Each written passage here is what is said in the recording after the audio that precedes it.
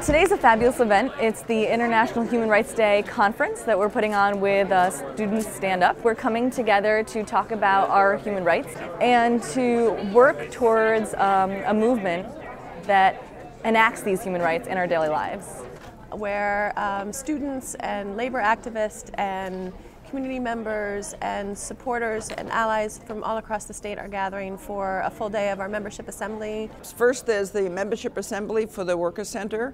And kind of a celebration of what we've been doing like all year and what we've been involved in. I'm just going to outline the agenda. We're going to move into some introductions. 2012 work plan, the wrap up and election results, and then we eat lunch.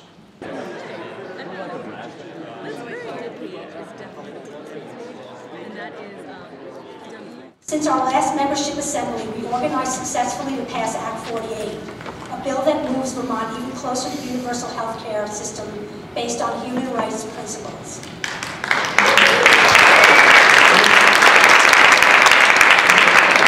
That we've heard over and over today about how much we've grown as an organization and as a movement, and that means that we need some tools to help us become stronger and stronger. So that's what the People's Passport is.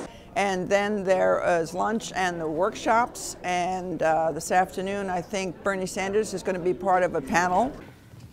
Well, the activity that we're going to do today will allow us to explore some of the issues that Vermont dairy farms are dealing with in the context of industrial and corporate control of the milk supply. When it's just one of us here, we have no chance of taking on these big, powerful influences. These are not just oil companies, these are politicians who are invested in the status quo. And accountability.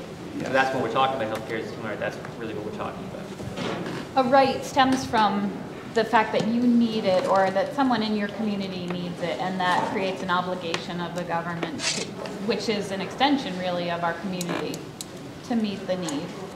So housing and healthcare. And so basically with the Put People First, it's a vision of what we would like to see happen here in Vermont.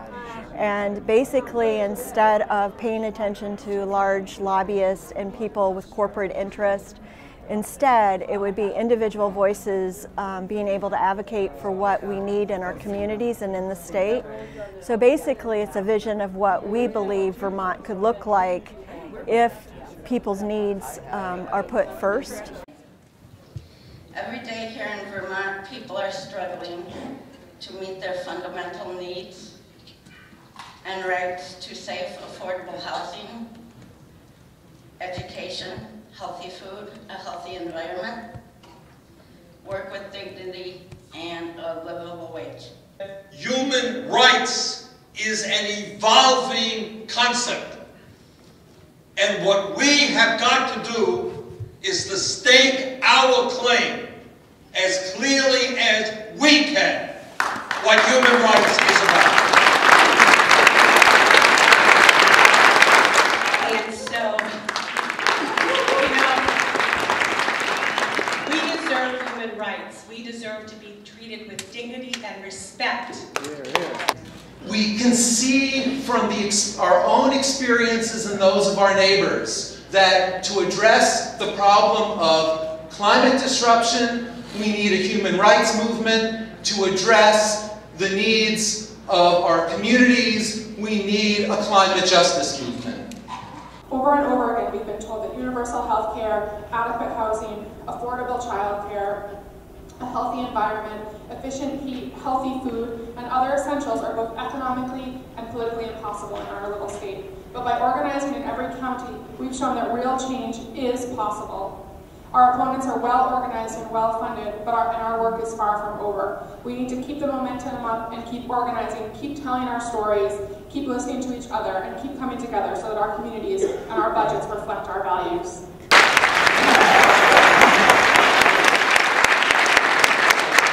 The only way that we can stop poverty is if we take justice in our hands, is if we take the power of the people to change the system and to create a real society, a society where everyone cares about everyone else, but nobody cares about the corporations. That is a society How do you